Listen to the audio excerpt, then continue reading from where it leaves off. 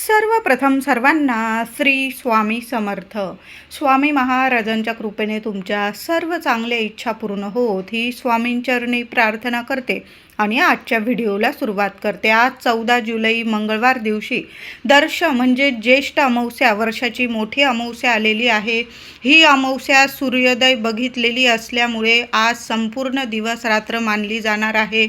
जरी अमावस्या दुपारी 3:14 संपणार आहे तरी पण अमावस्या ही सूर्योदयाने बघितलेली असल्यामुळे संपूर्ण दिवस रात्र अमावस्या तिथी म्हणजेच आपण उपाय सेवा करू शकतो. या दिवशी माझ्या सर्व महिलांनी आपलं घर अंगण स्वच्छ केलेलंच असेल. ज्या दिवशी म्हणजे अमावस्या असते त्या दिवशी आपल्या घरातली नकारात्मकता दूर करण्याचाच हा दिवस असतो.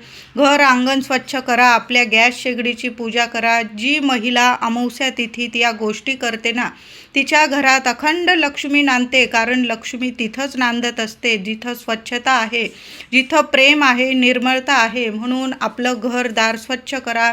उंबरठ्यावर हळदीचं लेपन माझ्या महिलांनी केलेलंच असेल. तुळशी माऊलीजवळ एक दिवा लावा, सकाळी लावा, संध्याकाळी लावा. त्याचबरोबर आज दर्श अमावस्येला संध्याकाळी सुद्धा एक दिवा आपल्याला या ठिकाणी लावायचा आहे. तर तो दिवा आपल्याला लावायचा आहे माठाजवळ. बघा, पितृदोषामुळे सुद्धा बऱ्याच वेळा बऱ्याच अडचणींना आपल्याला सामोरं जावं लागतं. मुलामुलींना सामोरं जावं लागतं. घरात शुभ मंगल गोष्टी घडत नाही, घरात लक्ष्मी प्राप्ती होत नाही. म्हणून दर अमावस्येला संध्याकाळी काही महिलांचा तर नित्य नियम असतो, अगदी रोज आपल्या देवघरात दिवा लावता, मुख्य दाराशी दिवा लावता, आपल्या तुळशीजवळ दिवा लावता आणि एक दिवा माठाजवळ पाण्याजवळ सुद्धा लावतात, कारण माठाजवळ पितृदेवांचं स्थान असतं. आता रोज नाही जमत ना, मग किमान महिन्यातून एकदा अमावस्येच्या दिवशी जरी तुम्ही लावला चालेल. अगदी थोडा वेळ चालला ना, 2 मिनटं जरी चालला चालेल, पण आपण सेवा करतो ना, हे महत्त्वाचं आहे. महिलांना नसेल करायचं, माझ्या दादांनी करू शकता. तर एक दिवा घ्यायचा आहे. तो दिवा वेगळाच ठेवला पितृदेवांच्या नावाने लावायला. तुम्ही मातीची पंती जरी घेतली चालेल, तर मातीची पंती घ्या, त्यात दुहेरी वाट टाका. आता माठाजवळ दिवा लावताना तो तेलाचाच लावायचा आहे. आपण तुळशीजवळ दिवा लावाल, देवघरात दिवा लावाल, मुख्य दाराशी दिवा लावाल, तो आपल्याला तुपाचा चालेल, तुपाचा लावू शकतो आपण. पण जेव्हा माठाजवळ पितृदेवांच्या नावाने दिवा लावाल ना, तो आपण तेलाचा लावायचा आहे. दुहेरी वाट टाकावी. तुम्ही देवांच्या दिव्यांसाठी जे तेल वापरता ते तेल टाकायचं आहे. नाही तुमच्याकडं मोहरीचं किंवा तिळाचं तेल नसेल तर जे देवांसाठी वापरता दिव्यांसाठी ते टाकलं तरीही चालेल. आणि संध्याकाळी प्रथम देवघरात दिवा लावा, मुख्य दाराशी माता लक्ष्मीच्या स्वागतासाठी दिवा लावा, त्यानंतर आपल्या तुळशी माऊलीजवळ दिवा लावा. असं सर्व आपलं घर प्रकाशमय करून एक दिवा घ्यावा आणि आपल्या माठाजवळ आपल्या पितृदेवांना नमस्कार करावा. आपल्या दिव्याची ज्योत दक्षिणेकडं येईल याची काळजी घ्यायची आणि दक्षिणेकडं मुख येईल असा दिवा आपल्या माठाजवळ लावावा. पितृदेवांना नामस्मरण करावं, हात जोडून प्रार्थना करावी. तुम्हाला ज्या अडीअडचणी असतील त्या तुम्ही बोलू शकता, नाहीतर नुसता नमस्कार केला तरीही आपल्या भावना आपल्या पितृदेवांपर्यंत नक्कीच पोहोचतात आणि सर्व अडीअडचणीतून आपल्याला मुक्तता मिळते. पितृ प्रसन्न होतात. आपली लेकरं बाळं आठवणीने आपली सेवा करतात ना, हेच पाहिजे असतं त्यांना. म्हणून असा एक दिवा आज संध्याकाळी जरूर लावा. तुम्ही भर दुपारी कावळ्याला वगैरे दही भाताचा नैवेद्य ठेवलेला असेल तर अतिशय उत्तम. त्याचबरोबर आज संध्याकाळी मुलांवरून तर या वस्तू ओवाळूनच टाका. तुम्ही नारळ ओवाळू शकता, तांदूळ ओवाळू शकता, एखादा तुरटीचा खडा किंवा सरळ मीठ मोहरी. जरी एका आईने आपल्या लेकरांची नजरबाधा उतरवून टाकली ना, लगेच मुलांची नजरबाधा उतरून जाते. बाहेरच्यांची तर नजर लागतेच, पण काही वेळा आपल्या आईवडिलांची सुद्धा आपल्या लेकरांना नजर लागून जाते. मग आपण अशा मोठ्या तिथी असतात, अमावस्या, पौर्णिमा किंवा बुधवार, रविवार, या दिवशी तर नक्की आठवड्यातून एकदा किंवा महिन्यातून 15 दिवसातून आपल्या लेकराबाळांची, मूल मोठं असो छोटं असो, मुलांची दृष्ट आईने किंवा घरातल्या मोठ्या व्यक्तीने, आजी असेल, मावशी असेल, काकी असेल, तर यांनी नक्की मुलांची नजर उतरवून टाकावी. मी तुम्हाला सांगितलं कुठल्या गोष्टी. तुम्हाला नारळ परवडत असेल तर मोठी तिथी आहे आज, ज्येष्ठ अमावस्या, दर्श अमावस्या, मुलांवरून एक नारळसुद्धा तुम्ही उतरवू शकता आणि डस्टबिनमध्ये टाकायचं आहे. कुठले म्हणजे कोणाच्या पायाशी येणार नाही याची काळजी घ्या. मुलांवरून एक नारळ उतरवून टाका. संध्याकाळी तुम्ही तुमच्या घराची सुद्धा नजर उतरवू शकता. एक नारळ घ्या, पाणीदार शेंडीचा नारळ घ्यायचा, मुख्य दारात उभं राहायचं. शेंडी आपल्या घराकडं आली पाहिजे अशा पद्धतीने वरच्या चौकटीपासून खालच्या उंबरठ्यापर्यंत नीट 7 वेळा घड्याळाच्या दिशेने तो नारळ ओवाळून घ्यायचा घरावरून. तुमच्या ज्या इच्छा, मनोकामना, अडीअडचणी, समस्या आहे तो नारळ हातात धरून तुम्हाला बोलायचा आहे, श्री स्वामी समर्थ, श्री स्वामी समर्थ. 7 वेळा तो नारळ ओवाळून घ्या आणि डस्टबिनमध्ये टाकायचा आहे. कुणाच्या पायाशी येणार नाही याची काळजी घ्यायची आहे. तर या संध्याकाळी या गोष्टी आवर्जून करा. मुख्य दाराशी सुद्धा दोन्ही ठिकाणी दिवे लावता आले, दोन्ही साईडला, तर दोन्ही साईडला लावा. आता फ्लॅटमध्ये वगैरे राहता, तुम्हाला नाही एवढं जमत, एका ठिकाणी तरी आज संध्याकाळी, मंगळवार आहे, माता लक्ष्मीच्या स्वागतासाठी प्रत्येक महिलेने अमावस्या तिथीत आज एक दिवा संध्याकाळी आवर्जून मुख्य दाराशी लावायचा आहे.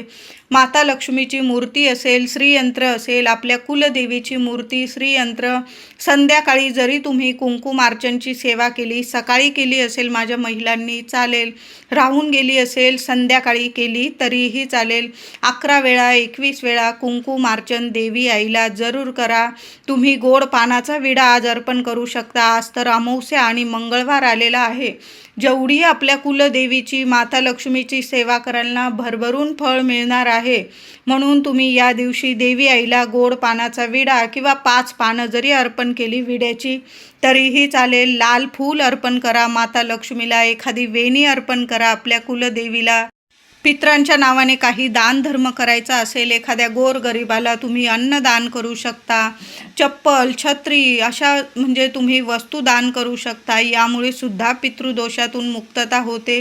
त्याचबरोबर एक वस्तू आज घरातून बाहेर फेकायची आहे. महिलांनो, उपाय नक्की करा. तुमच्याकडं पिवळी मोहरी असेल ना, तर उजव्या हातात चिमूटभर पिवळी मोहरी घ्या. अगदी मुठभर फेका असं मुळीच नाही.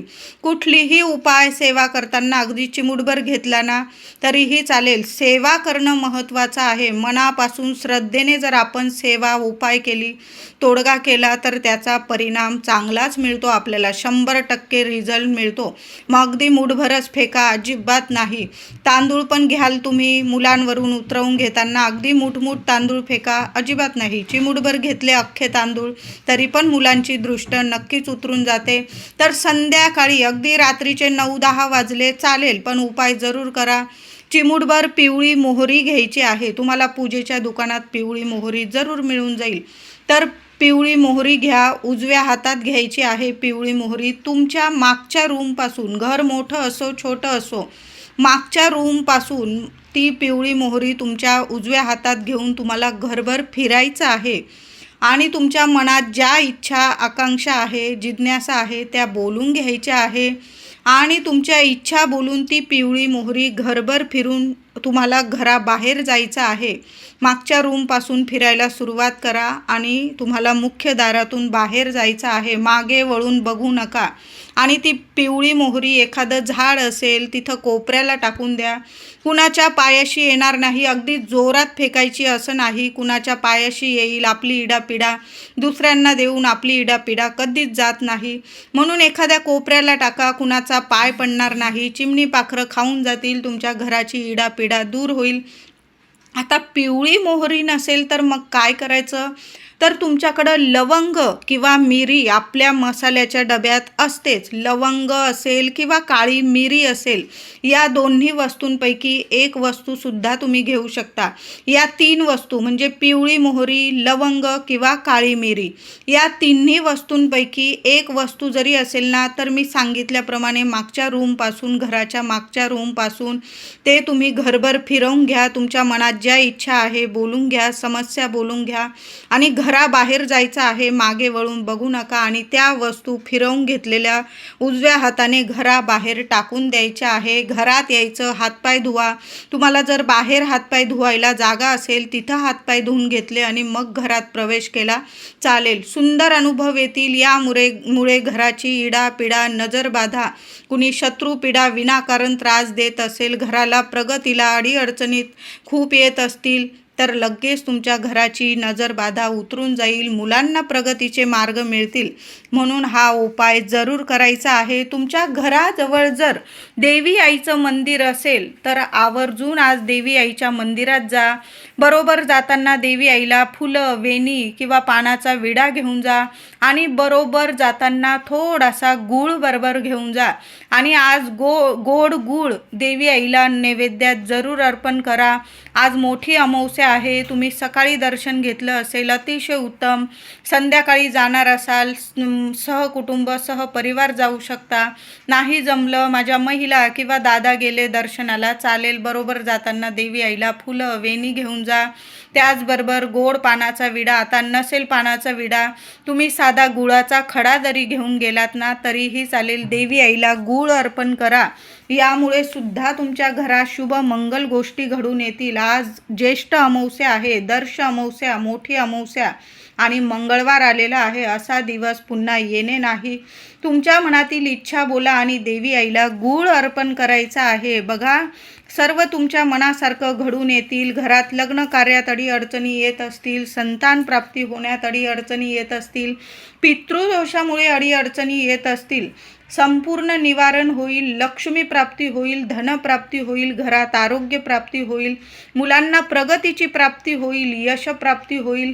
तुमचं दुकान असो, व्यवसाय असो, तुम्ही नोकरी करत आहात, मुलं शिक्षण घेत असाल, सर्वांनी हा उपाय ही सेवा जरूर करा. आपल्या कुलदेवीची सेवा आहे. माय माऊली तर एकच आहे. घराजवळ जे देवी आईचं मंदिर असेल ना तिथं जाऊन देवी आईचं दर्शन जरूर घ्या आणि थोडासा गूळ नैवेद्यात देवी आईला जरूर अर्पण करा. खूप सुंदर अनुभव येतील. आज देवी आईचा, कुलदेवीचा एक माळ तरी मंत्र जप घरातल्या कुलस्त्रीने जरूर करा. ओम कुलदेवताय नमः किंवा 99 मंत्राची एक माळ घेतली महिलांनो, यामुळे सुद्धा घरातली इडापिडा, दुःख, दारिद्र्य दूर होतं.